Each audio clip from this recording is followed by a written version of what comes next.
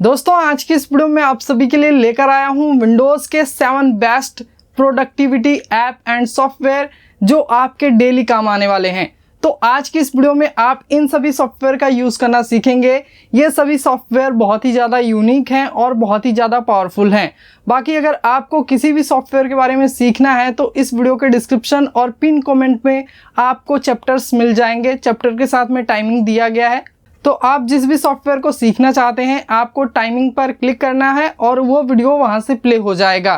इस वीडियो में मैंने आपको जितने भी सॉफ्टवेयर के बारे में बताया है सभी सॉफ्टवेयर फ्री हैं, आप फ्री में इनका यूज़ कर सकते हैं। तो सबसे पहले मैं आप सभी को बताना चाहूँगा PDF एजल के बारे में। PDF एजल एक fully featured PDF editor and converter है जो कि OCR इंजन के साथ में आता है। इस सॉफ्टवेयर की मदद से आप किसी भी तरह की PDF फाइल को MS वर्ड की तरह एडिट कर सकते हैं, उसे दूसरे फाइल फॉर्मेट में कन्वर्ट कर सकते हैं। तो चलिए देख लेते हैं किस तरह हम PDF एजल सॉफ्टवेयर को फ्री में डाउनलोड करेंगे और किस तरह हम इसका यूज़ करेंगे। PDF एजल का लिंक आपको मिल जाएगा इस वीडियो के डिस्क्रिप्शन में। आप उस लिंक पर क्लिक करके डायरेक्टली इस पेज पर आ जाएंगे।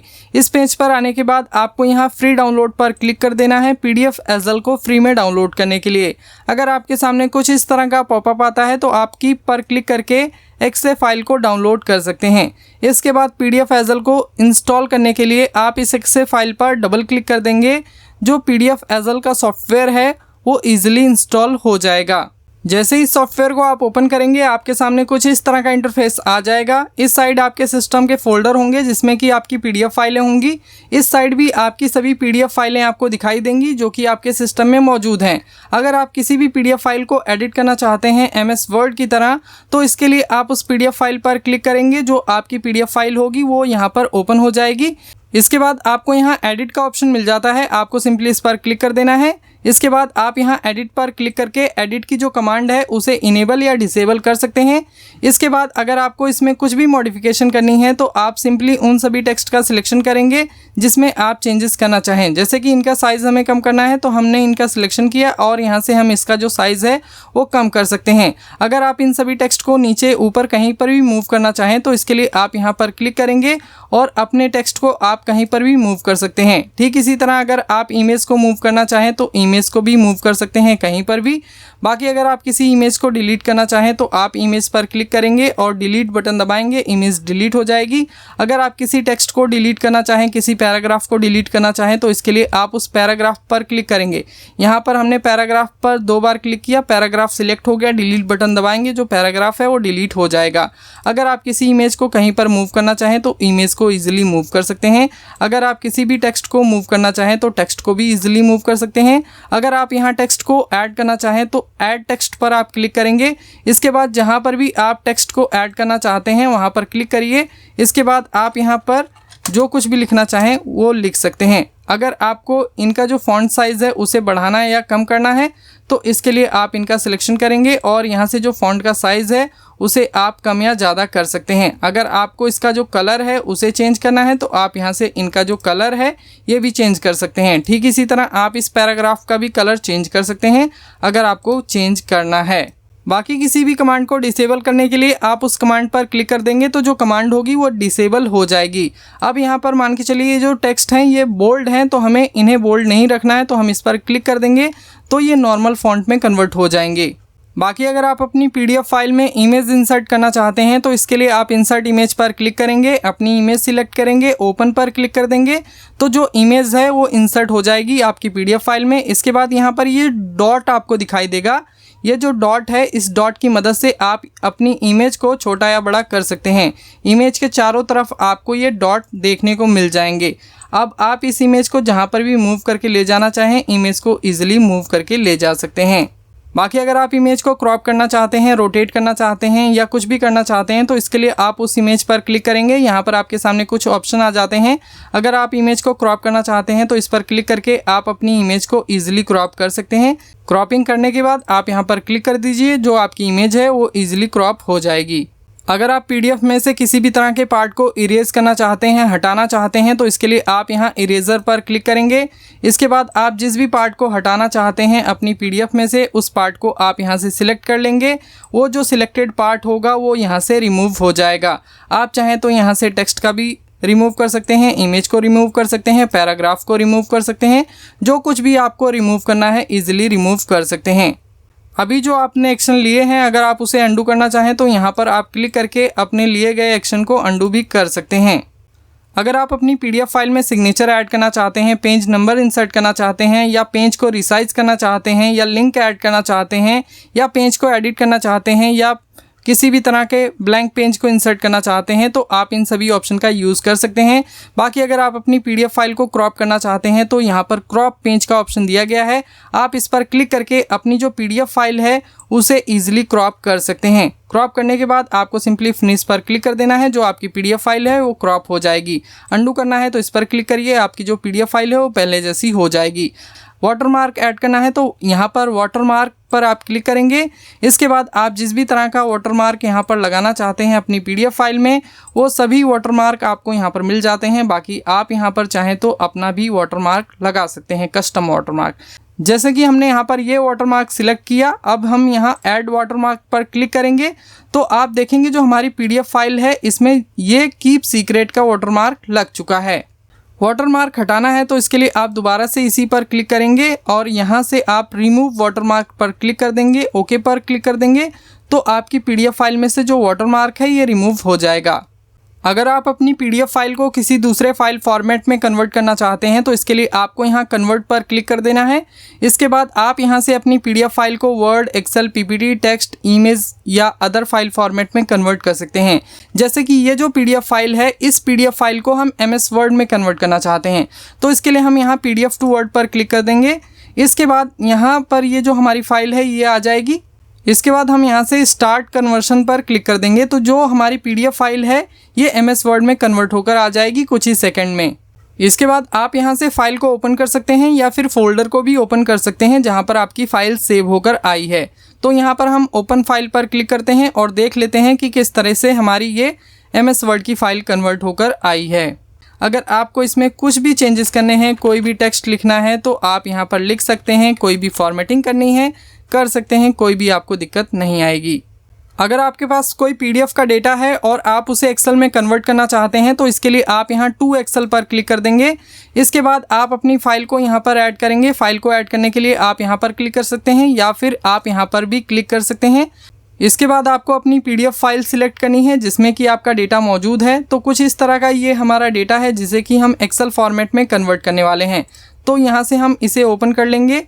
इसके बाद हम यहाँ स्टार्ट कन्वर्शन पर क्लिक कर देंगे तो ये जो PDF में डेटा है ये एक्सेल में कन्वर्ट होकर आ जाएगा। तो जो हमारी PDF फाइल है वो एक्सेल फॉर्मेट में कन्वर्ट होकर आ चुकी है। हम यहाँ ओपन फाइल पर क्लिक करके अपनी जो एक्सेल फाइल है उसे ओपन कर लेंगे। तो यहाँ पर आप देख सकते हैं कुछ इस तरीके से जो आपका डेटा है वो कन्वर्ट होकर आएगा। बाकी दोस्तों मान के चलिए आपके पास कोई इमेज फाइल है या वर्ड फाइल है, एक्सेल फाइल है या PPT है या कैट फाइल है और आप उसे PDF में कन्वर्ट करना चाहते हैं तो इसके लिए आप इन सभी ऑप्शन को ट्राई कर सकते हैं। यहाँ पर मैं एक्सेल की फ़ाइल को PDF में कन्वर्ट करके आपको दिखाऊंगा तो इसके लिए हम यहाँ पर क्लिक करेंगे। इसके बाद जो हमारी एक्सेल फाइल है उसे हमें यहाँ पर ऐड करना है तो इसके लिए हम यहाँ पर क्लिक करेंगे। इसके बाद जो हमारा एक्सेल डेटा है कुछ इस तरीके का है, हम यहाँ से इसे ओपन कर लेंगे। इसके बाद हम स्टार्ट पर क्लिक कर देंगे। कन्वर्शन कंप्लीट हो चुका है। हम यहाँ ओपन फाइल पर क्लिक करके तो कुछ इस तरीके से जो आपका एक्सेल डेटा है वो PDF में कन्वर्ट होकर आएगा। इसके बाद दोस्तों मान के चलिए आपके पास कोई इमेज फाइल है या फिर स्कैन PDF है जिसमें कि जो टेक्स्ट लिखे गए हैं आप उन सभी टेक्स्ट को एक्सट्रैक्ट करके नोटपैड में लेकर जाना चाहते हैं या फिर MS वर्ड में लेकर जाना चाहते हैं तो इसके लिए आप क्या करेंगे चलिए देखते हैं। तो इसके लिए आप यहाँ स्टार्ट पर क्लिक कर देंगे और यहाँ पर जो आपकी PDF फाइल है जो स्कैन PDF है या फिर इमेज है उसे आपको यहाँ पर ओपन कर लेना है।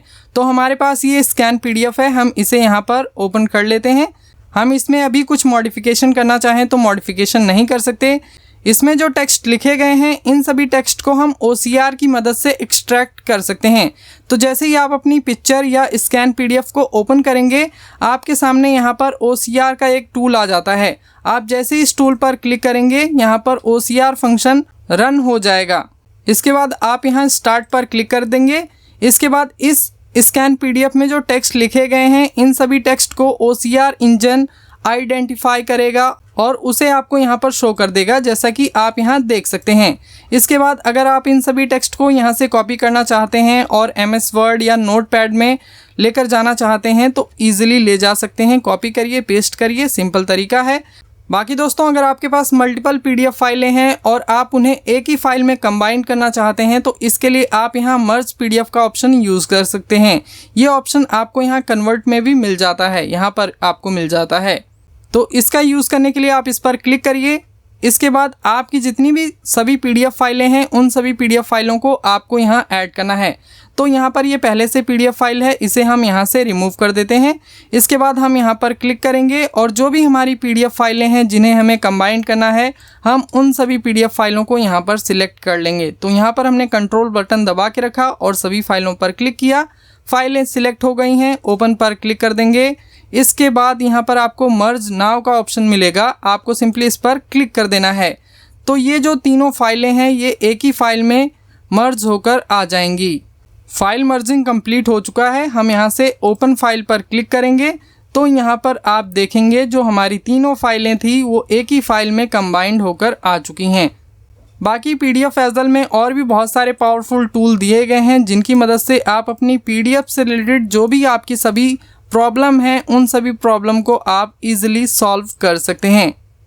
दोस्तों, अगर आपके पास माइक्रोसॉफ्ट ऑफिस नहीं है या फिर है और उसका जो लाइसेंस है वो एक्सपायर हो गया है और आप अपने माइक्रोसॉफ्ट ऑफिस के लाइसेंस को रिन्यू नहीं कर पा रहे हैं और आप माइक्रोसॉफ्ट ऑफिस के किसी भी प्रोग्राम जैसे कि MS Excel, MS Word, PowerPoint, Access या अदर किसी भी प्रोग्राम में वर्किंग करना चाहते हैं तो इसके लिए आप उसका अल्टरनेटिव WPS सॉफ्टवेयर यूज़ कर सकते हैं।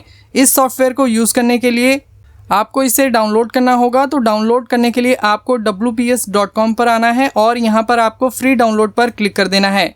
इसके बाद आप यहाँ कीप पर क्लिक करेंगे और इस सॉफ्टवेयर को इंस्टॉल करेंगे। तो जैसा कि आप देख सकते हैं हमने यहाँ WPS ऑफिस ओपन किया है और WPS ऑफिस में हमने माइक्रोसॉफ्ट एक्सेल की एक फ़ाइल को ओपन किया है। तो यहाँ पर आप देखेंगे WPS ऑफिस का जो लेआउट है, जो पूरा स्ट्रक्चर है वो सेम माइक्रोसॉफ्ट एक्सेल की तरह ही है। यहाँ पर जितने भी कमांड और फंक्शन दिए गए हैं ये सभी सिमिलर हैं माइक्रोसॉफ्ट एक्सेल के। ठीक इसी तरह के आपको जो स्ट्रक्चर है वो माइक्रोसॉफ्ट वर्ड में और WPS ऑफिस में भी देखने को मिलेगा और माइक्रोसॉफ्ट ऑफिस के जो अदर प्रोग्राम हैं ठीक वैसा ही स्ट्रक्चर आपको WPS ऑफिस में दिखाई देगा। यहाँ पर माइक्रोसॉफ्ट एक्सेल की हमने फ़ाइल ओपन की है WPS ऑफिस में और यहाँ पर आप देखेंगे अगर आप नीचे कोई फार्मूला लगाना चाहें तो जिस तरह से हम माइक्रोसॉफ्ट एक्सेल में ऑल्ट और =टू बटन प्रेस करके यहाँ पर सम का फार्मूला लगाते हैं, ठीक उसी तरह आप WPS ऑफिस में भी सेम फार्मूला लगा सकते हैं। बाकी अगर आपको फॉर्मेटिंग करनी है तो आप फॉर्मेटिंग भी कर सकते हैं, यहाँ पर आपको किसी भी तरह की प्रॉब्लम नहीं आने वाली। दोस्तों, अभी मैं आपको बताने वाला हूँ ट्रेलो के बारे में। ट्रेलो की मदद से आप किसी भी तरह के प्रोजेक्ट को मैनेज कर सकते हैं। एक ही प्रोजेक्ट पर मल्टीपल लोग वर्किंग कर सकते हैं या फिर आपके जो डेली के टास्क हैं आप उन सभी को मैनेज कर सकते हैं। क्या काम आपको करना है, क्या आप काम कर चुके हैं, क्या काम आप कर रहे हैं, इन सभी को आप अच्छे तरीके से मैनेज कर सकते हैं। बाकी अगर आपको किसी भी तरह का नोट्स वगैरह लिखना है तो उसके लिए भी आप ट्रेलो का यूज़ कर सकते हैं। तो ट्रेलो एक मैनेजमेंट ऐप है और ये आपके लिए बहुत ही ज़्यादा बेनिफिशियल हो सकता है अगर आप इसे डेली यूज़ करें। तो ट्रेलो को फ्री में डाउनलोड करने के लिए आप चाहें तो इनकी वेबसाइट पर आ सकते हैं या फिर आपको यहाँ पर सर्च करना है माइक्रोसॉफ्ट स्टोर, क्योंकि ट्रेलो को आप माइक्रोसॉफ्ट स्टोर से ही डाउनलोड कर सकते हैं। तो यहाँ पर माइक्रोसॉफ्ट स्टोर आ चुका है, हम इसे यहाँ से ओपन कर लेते हैं। इसके बाद आपको यहाँ पर सर्च करना है ट्रेलो, तो हम यहाँ पर ट्रेलो टाइप करेंगे और यहाँ पर आप देख सकते हैं जो ट्रेलो ऐप है वो आ चुका है। तो ट्रेलो को हमने अपने सिस्टम में पहले से इंस्टॉल कर लिया है, तो हम यहाँ ओपन पर क्लिक कर देंगे तो जो ट्रेलो ऐप है, जो सॉफ्टवेयर है, ये हमारा ओपन हो जाएगा। तो मैंने यहाँ पर एक प्रोजेक्ट मैनेजमेंट का टेम्पलेट लिया है। आप कुछ इस तरीके से ये टेम्पलेट बना सकते हैं। अगर आपको टेम्पलेट में कुछ भी मॉडिफिकेशन करनी है तो वो सभी टेम्पलेट में आप मॉडिफिकेशन कर सकते हैं। अगर आपको यहाँ पर कोई नई लिस्ट ऐड करनी है, जैसे कि जो काम आपको करने हैं या फिर जो काम आप कर रहे हैं उनकी लिस्ट बनानी है, तो इसके लिए आप यहाँ पर क्लिक करेंगे और इसके बाद आप इस लिस्ट को कोई नाम दे देंगे। जैसे कि डूइंग यहाँ पर हम नाम दे देते हैं, मतलब हम ये काम कर रहे हैं। तो जैसे ही आप यहाँ पर इस लिस्ट को ऐड करेंगे, यहाँ पर ये जो लिस्ट है ये आ जाएगी। अगर आपको यहाँ पर और भी लिस्ट ऐड करनी है तो आप यहाँ पर क्लिक करके यहाँ से लिस्ट को ऐड कर सकते हैं। तो फ़िलहाल इसकी ज़रूरत हमें नहीं है। बाकी अगर आपको इससे रिलेटेड, जो आप वर्किंग कर रहे हैं इससे रिलेटेड कुछ भी ऐड करना है तो इसके लिए आप यहाँ ऐड अ कार्ड पर क्लिक करेंगे और जो भी कुछ आप यहाँ पर ऐड करना चाहें XYZ वो आप यहाँ पर मेंशन करेंगे, ऐड कार्ड पर क्लिक करेंगे। और इसके बाद अगर आपको यहाँ पर और भी कार्ड ऐड करने हैं तो आप यहाँ से और भी कार्ड ऐड कर सकते हैं। तो फ़िलहाल हमें इसकी ज़रूरत नहीं है, हम इसे यहाँ से क्लोज़ कर देते हैं। इसके बाद यहाँ पर ये जो टास्क है, अगर इसके बारे में आपको कुछ भी लिखना है तो इसके लिए आपको यहाँ पर क्लिक कर देना है।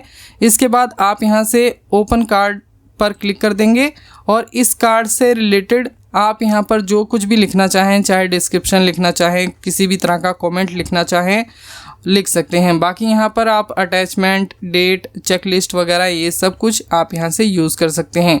एक बार आप इसको ट्राई करिए, आपको बहुत ही ज़्यादा फ़ायदेमंद लगेगा ट्रेलो ऐप।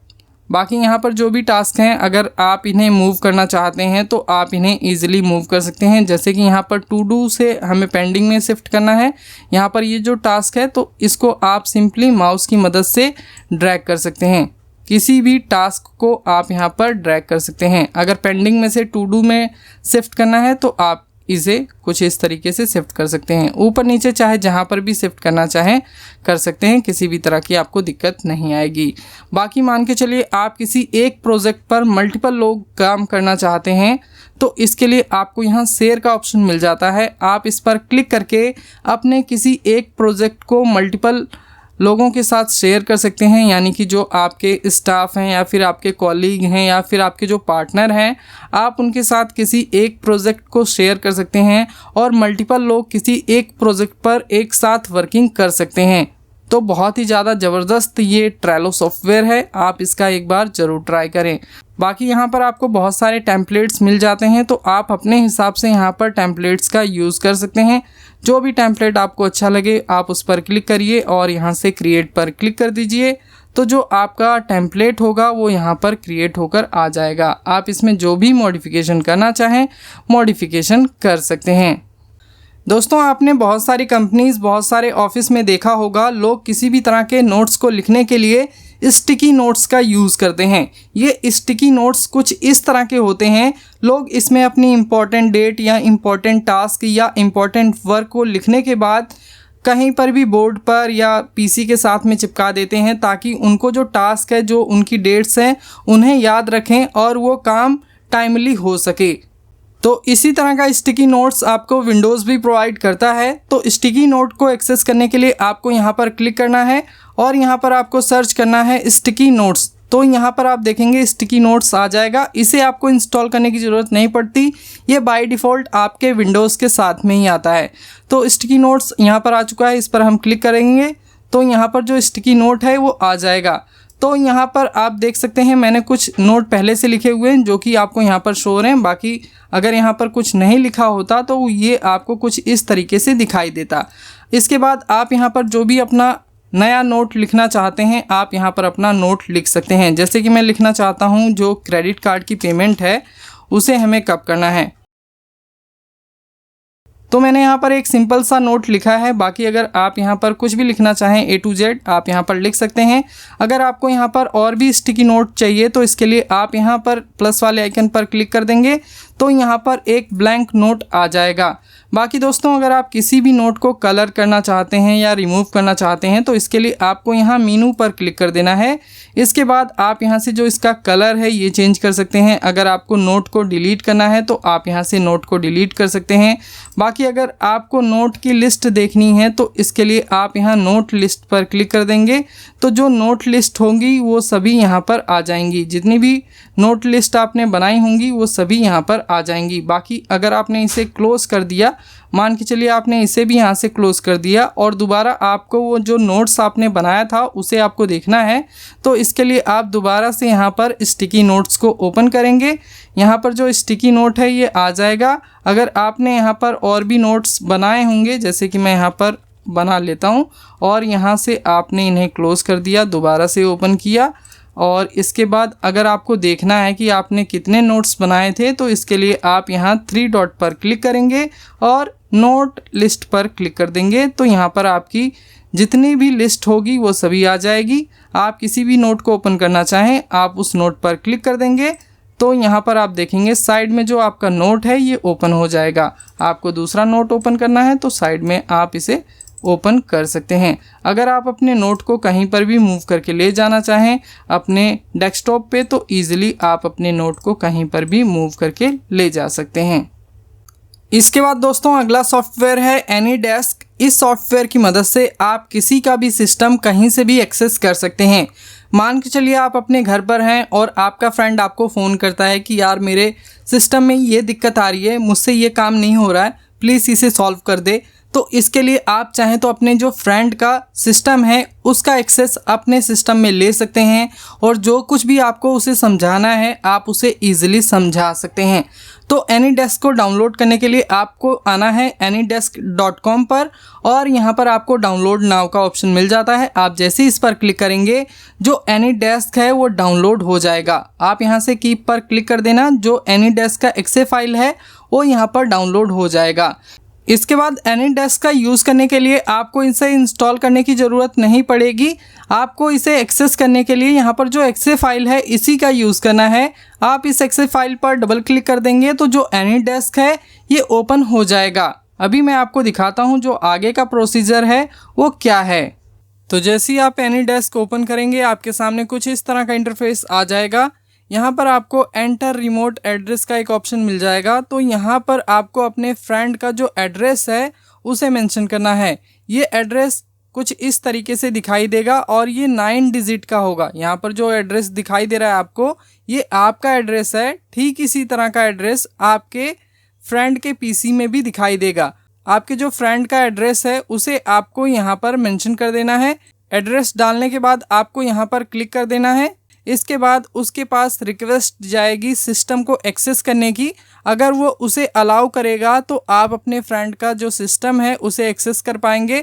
अगर वो डिनाई करेगा तो आप अपने फ्रेंड का जो सिस्टम है उसका एक्सेस नहीं ले पाएंगे। ठीक इसी तरह से अगर आपका फ्रेंड आपके सिस्टम का एक्सेस लेना चाहता है या फिर आपका जो कोई कलीग है वो आपके सिस्टम का एक्सेस लेना चाहता है तो इसके लिए आपको उसे ये वाला एड्रेस देना है, यानी कि अपना एड्रेस देना है।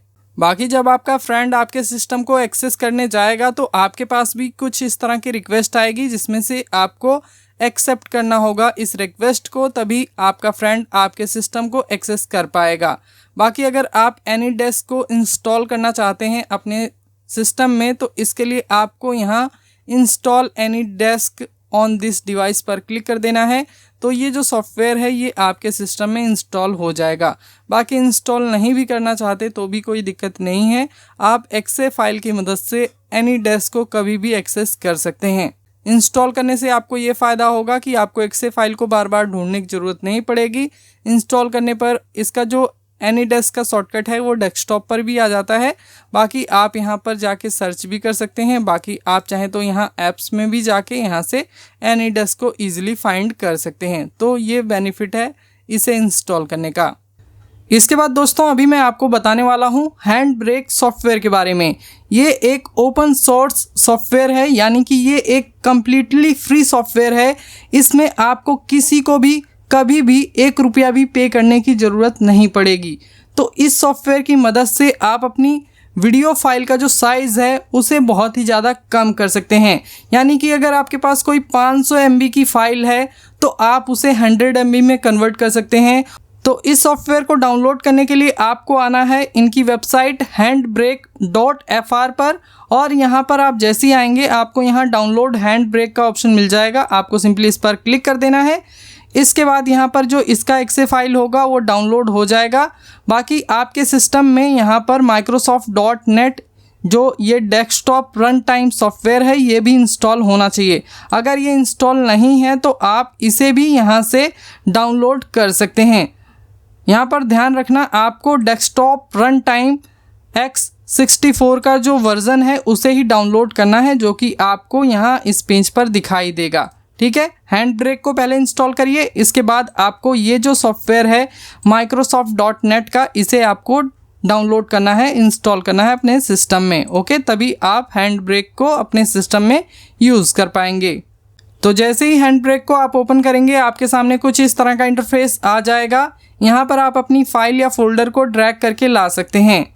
बाकी आप चाहें तो यहाँ से फ़ोल्डर या फाइल को ऐड कर सकते हैं जिसका फ़ाइल साइज़ आपको कम करना है। तो यहाँ पर हम एक सिंगल वीडियो का फ़ाइल साइज़ कम करना चाहते हैं, तो उसके लिए हम यहाँ पर क्लिक करेंगे उसे ऐड करने के लिए। इसके बाद जहाँ पर भी आपकी वीडियो फाइल है उसे आपको यहाँ से सिलेक्ट कर लेना है। तो यहाँ पर एक फ़ाइल है ये वाली 11 tips of Excel flash fill. ये वाली जो फ़ाइल है इसका आप फाइल साइज़ देखेंगे ये है 414 MB की। इसका फ़ाइल साइज़ हम कम करके देखेंगे, तो हम इसे यहाँ से ओपन कर लेते हैं। ये जो फ़ाइल है ये ऐड हो जाएगी हैंडब्रेक में और इसका प्रीव्यू आपको यहाँ पर दिखाई देता रहेगा। इसके बाद मैं यहाँ से इसे थोड़ा सा मैक्सिमाइज़ कर लेता हूँ ताकि आपको यहाँ पर जो ऑप्शन है वो क्लियरली दिखाई दें। इसके बाद दोस्तों आपको यहाँ पर प्रीसेट का ऑप्शन मिल जाता है। प्रीसेट पर आप जैसे ही क्लिक करेंगे यहाँ पर आपको बहुत सारे प्रीसेट मिल जाएंगे, यानी कि जो रेडीमेड टेम्पलेट है मिल जाएंगे आपको। आप यहाँ से इनका भी यूज़ कर सकते हैं, लेकिन हम यहाँ पर इसका यूज़ नहीं करने वाले, हम यहाँ पर अपनी खुद की सेटिंग करने वाले हैं। तो सबसे पहले हम आ जाएंगे यहाँ पर समरी में। समरी में आपको फॉर्मेट क्या रखना है, वीडियो का MP4 रखना है, तो हम यहाँ से MP4 चूज़ करेंगे।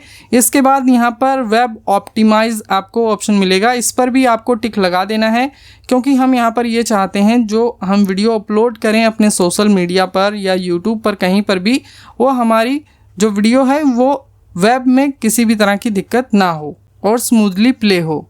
इसके बाद आप यहाँ पास थ्रू पे से टिक हटा सकते हैं। डायमेंशन में आ जाना है, तो डायमेंशन में जो डायमेंशन यहाँ पर आ रही है आपको यही डायमेंशन रखनी है। फ़िल्टर में आपको कुछ भी चेंजेस करने की ज़रूरत नहीं है। इसके बाद आप आएंगे वीडियो में, तो वीडियो में जो वीडियो इनकोडर है आप यहाँ से इसे ही रखना है आपको H.264x264। तो यहाँ पर आपको यही इनकोडर रखना है, इसे आपको चेंज करने की ज़रूरत नहीं है। इसके बाद फ्रेम रेट में आ जाएंगे, तो आपका वीडियो का फ्रेम रेट आप क्या रखना चाहते हैं वो फ्रेम रेट आप यहाँ से चूज़ कर सकते हैं। अगर आपको 50 रखना है तो आप यहाँ से 50 भी रख सकते हैं, अगर आपको 30 रखना है तो आप 30 भी रख सकते हैं, 25 रखना चाहें तो 25 भी रख सकते हैं। तो मैं यहाँ पर जो वीडियो का फ्रेम रेट है उसे 30 रखूँगा। इसके बाद आप आ जाएंगे फ्रेम रेट में, तो यहाँ पर आपको दो ऑप्शन मिलते हैं, कांस्टेंट फ्रेम रेट और दूसरा है peak frame rate. Peak frame rate में होगा ये कि जो हैंड ब्रेक है ये आपकी वीडियो के अकॉर्डिंग जो फ्रेम रेट है उसे कम या ज़्यादा कर देगा, यानी कि सिचुएशन के हिसाब से ये कम या ज़्यादा करेगा। तो हमें यहाँ पर कम या ज़्यादा नहीं रखना, हमें कांस्टेंट यानी एक ही फ्रेम रेट रखना है, तो इसके लिए हम कांस्टेंट फ्रेम रेट को चूज़ करेंगे। इसके बाद आप आ जाएंगे कांस्टेंट क्वालिटी में, तो यहाँ पर बाय डिफ़ॉल्ट आ रहा है 22 RF। तो 22 RF अगर आप इसे थोड़ा सा इंक्रीज़ करेंगे, यानी कि अगर आप इस पॉइंटर को आगे की साइड मूव करेंगे तो जो आपकी वीडियो होगी वो उसकी जो क्वालिटी होगी वो बढ़ जाएगी, लेकिन आपकी वीडियो का जो फाइल साइज़ होगा वो भी ज़्यादा हो जाएगा। बाकी आप जैसे ही अपने माउस का पॉइंटर इस लाइन पर लेकर आएंगे तो यहाँ पर आप देखेंगे जो सजेस्टेड वैल्यू है वो 18 to 20 है फॉर स्टैंडर्ड डेफिनेशन, और हाई डेफिनेशन के लिए यहाँ पर 20 to 23 है। तो यहाँ पर हमें कांस्टेंट क्वालिटी को 20 से 23 के बीच में रखना है। अगर हम इससे ज़्यादा इसे आगे ले जाएंगे तो जो हमारी वीडियो का फाइल साइज़ होगा वो ज़्यादा हो जाएगा, लेकिन जो क्वालिटी है वो भी ज़्यादा हो जाएगी। तो हम क्या करेंगे, इसे 20 to 23 पर रखेंगे। Okay, 20 to 23। चलिए मैंने यहाँ पर इसे तेज़ कर दिया है। इसके बाद आप आ जाएंगे ऑडियो में और यहाँ पर ये जो ऑडियो है कोडेक AAC हमें यही रखना है, बिटरेट 160 ही रहेगा। बाकी यहाँ पर सब टाइटल चैप्टर इनकी ज़रूरत नहीं है, इनको हम एज इट इज़ रहने देंगे। इसके बाद हम यहाँ से स्टार्ट इनकोड पर क्लिक करेंगे। स्टार्ट इनकोड पर क्लिक करने से पहले आप यहाँ पर सेव एज़ ये ज़रूर चेक कर लेना कि जो आपकी फ़ाइल है वो कहाँ पर सेव होकर आएगी। तो अभी जो हमारी फ़ाइल है ये C यूज़र डेल और ये जो वीडियो का फ़ोल्डर है इसमें सेव होकर आएगी, यानी कि जो हमारा अलग से वीडियो का एक फ़ोल्डर होता है हमारे सिस्टम में उसमें सेव होकर आएगी। तो आप चाहें तो इसका जो फ़ोल्डर पाथ है उसे यहाँ से चेंज कर सकते हैं ब्राउज़ पर क्लिक करके। ओके, तो मैं यहाँ से चेंज ही कर देता हूँ एक बार ताकि आपको आसानी रहे। तो यहाँ पर हम PDF एजल का ही फ़ोल्डर चूज़ कर लेते हैं और यहाँ पर इसे हम नाम दे देंगे कॉम्प्रेस्ड। ओके, हैंड ब्रेक को अगर आप पॉज करना चाहें, स्टॉप करना चाहें तो आप यहाँ से देख सकते हैं। बाकी क्यू में कौन कौन सी फाइलें हैं उन्हें देखना है तो इसके लिए आप क्यू में जाएंगे और यहाँ पर आपको वो सभी फाइलें दिखाई देंगी जो कि क्यू में हैं। और अभी ये जो फाइल हम रिड्यूस कर रहे हैं इसका आप देख सकते हैं यहाँ तक ये कंप्लीट हो चुका है और यहाँ तक अभी कंप्लीट होना बाकी है। तो हैंड ब्रेक आपकी जो वीडियो का फाइल साइज़ है उसे कम करने में थोड़ा सा ज़्यादा टाइम लेता है। वो इसलिए क्योंकि ये डिटेल में आपकी वीडियो को कंप्रेस कर रहा होता है ताकि आपकी वीडियो की जो क्वालिटी है वो लूज़ ना हो। इसी वजह से इसमें थोड़ा सा ज़्यादा टाइम लगता है। तो थोड़ा सा आपको सब्र करना है अगर आपको क्वालिटी वीडियो चाहिए। बाकी अगर आप इसे क्लोज़ कर देंगे तो भी इससे कोई फ़र्क नहीं पड़ेगा। तो दोस्तों हम वापस क्यू ओपन करेंगे तो यहाँ पर आप देखेंगे जो ये वीडियो कंप्रेशन था ये कंप्लीट हो चुका है। इसके बाद हम वो फ़ोल्डर ओपन करते हैं जिसमें कि हमारी दोनों फाइलें मौजूद हैं। तो यहाँ पर ये हमारी ओरिजिनल फ़ाइल है, इसका फ़ाइल साइज़ आप देख सकते हैं 414 MB और अभी जो हमने फ़ाइल कंप्रेस की है इसका जो साइज़ है 77.5 MB। तो इस सॉफ्टवेयर ने आपकी जो वीडियो का फाइल साइज़ है उसे बहुत ही ज़्यादा कम कर दिया है। बाकी अगर आप इस वीडियो को प्ले करके देखेंगे तो यहाँ पर आपको क्वालिटी में ज़्यादा फ़र्क नहीं दिखाई देगा। मैं इसे एक बार आपको प्ले करके दिखाता हूँ। एक्सेल में फ्लैश फिल एक ऐसा फंक्शन है जो तो यहाँ पर आप देखिए लगा हुआ है फ्लैश फिल फंक्शन कीबोर्ड से कट। तो जैसा कि आप देख सकते हैं वीडियो कंप्रेस होने के बाद भी यहाँ पर जो वीडियो की क्वालिटी है वो डिसेंट है, यहाँ पर किसी भी तरह का आपको फ़र्क नहीं दिखाई देगा। इसके बाद दोस्तों अगला सॉफ्टवेयर है VSDC फ्री ऑडियो कन्वर्टर। इस सॉफ्टवेयर की मदद से आप किसी भी ऑडियो को अदर फाइल फॉर्मेट में कन्वर्ट कर सकते हैं। इस सॉफ्टवेयर को डाउनलोड करने के लिए आपको सिंपली गूगल पर सर्च करना है VSDC फ्री ऑडियो कन्वर्टर और यहाँ पर ये लिंक आ जाएगा videosoftdev.com का। यहाँ पर जो पहला लिंक है आप इस पर क्लिक करेंगे और आपको सिंपली यहाँ डाउनलोड ऑडियो कन्वर्टर पर क्लिक कर देना है। तो यहाँ पर ये जो सॉफ्टवेयर है ये डाउनलोड हो जाएगा और इसे आपको क्लिक करके डबल क्लिक करके इसे इंस्टॉल कर लेना है। ये जो exe फाइल होगी इस पर डबल क्लिक करके इसे इंस्टॉल कर लेना है इस सॉफ्टवेयर को। तो पहले से मैंने इसे इंस्टॉल कर लिया है तो मैं इसे एक बार आपको ओपन करके दिखाता हूँ कि किस तरह ये काम करेगा। तो सबसे पहले आपको यहाँ पर अपनी ऑडियो फाइलें ऐड कर लेनी है। बाकी आप चाहें तो ऑडियो का फ़ोल्डर भी ऐड कर सकते हैं। तो यहाँ हम ऐड फाइल पर क्लिक करेंगे और जो हमारी ऑडियो है उसे हम सिलेक्ट करेंगे। तो यहाँ पर PDF एजल के नाम से एक ऑडियो है, हम इसे सिलेक्ट कर लेते हैं। इससे पहले इसका जो फॉर्मेट है वो मैं आपको दिखाना चाहूँगा। तो यहाँ पर आइटम टाइप आप देख सकते हैं MP3 फाइल है, हम इसे वेब फॉर्मेट में कन्वर्ट करना चाहते हैं। तो इसके लिए हम यहाँ से इसे ओपन करेंगे। इसके बाद आपको यहाँ पर ऑडियो के बहुत सारे फॉर्मेट मिल जाते हैं जैसे कि WMA, AAC, M4A। तो ये सभी फॉर्मेट आप यहाँ से चूज़ कर सकते हैं। तो फ़िलहाल हमें इस MP3 ऑडियो को वेब में कन्वर्ट करना है तो इसके लिए हम टू वेब पर क्लिक करेंगे। इसके बाद आपको कुछ भी करने की ज़रूरत नहीं है। आप चाहें तो यहाँ से जो अपनी आउटपुट डायरेक्टरी है यानी कि जो आपका आउटपुट फ़ोल्डर है जिस फोल्डर में आप अपनी ये ऑडियो कन्वर्ट करके लाना चाहते हैं आप यहाँ से वो फ़ोल्डर सिलेक्ट कर सकते हैं। आप यहाँ पर ब्राउज़ पर क्लिक करिए और जहाँ पर भी आप अपनी इस ऑडियो को सेव करना चाहते हैं आप यहाँ से वो फ़ोल्डर सिलेक्ट करेंगे। जैसे कि मैंने PDF एजल का ही ये फ़ोल्डर चूज़ कर लिया है। इसके बाद आपको यहाँ कन्वर्ट फाइल पर क्लिक कर देना है। तो ये जो ऑडियो होगी ये कन्वर्ट हो जाएगी वेब फॉर्मेट में कुछ ही सेकंड के भीतर, यहाँ पर ज़्यादा टाइम नहीं लगेगा। तो यहाँ पर जो कन्वर्शन है ये कंप्लीट हो चुका है। आप यहाँ से ओके पर क्लिक करेंगे और आप अपनी जो फाइल है उसे देख सकते हैं कि किस तरह से ये कन्वर्ट होकर आई है। तो अभी हमने कौन सी फ़ाइल को कन्वर्ट किया था, PDF एजल वाली ये जो फ़ाइल थी इसे ही हमने कन्वर्ट किया था। और यहाँ पर अभी आप देख सकते हैं आइटम टाइप में आपको दिखाई देगा वेब फाइल। बाकी दोस्तों यहाँ पर आपको एक टिप देना चाहूँगा, अगर आप ऑडासिटी का यूज़ करके अपनी ऑडियो क्वालिटी को काफ़ी ज़्यादा इम्प्रूव करना चाहते हैं तो इसके लिए यहाँ पर जो आपकी ऑडियो का फॉर्मेट होना चाहिए वो वेब फॉर्मेट होना चाहिए, क्योंकि यहाँ पर दूसरे फाइल फॉर्मेट को ऑडासिटी सपोर्ट नहीं करता। तो VSDC यहाँ पर बहुत ही ज़्यादा यूज़फुल हो जाता है आपके लिए। तो दोस्तों PDF से रिलेटेड किसी भी तरह के वर्क के लिए, किसी भी तरह की प्रॉब्लम के लिए आप PDF एजल का यूज़ कर सकते हैं। लिंक आपको डिस्क्रिप्शन में मिल जाएगा, आप वहां से जाके इस सॉफ्टवेयर को फ्री में डाउनलोड कर सकते हैं।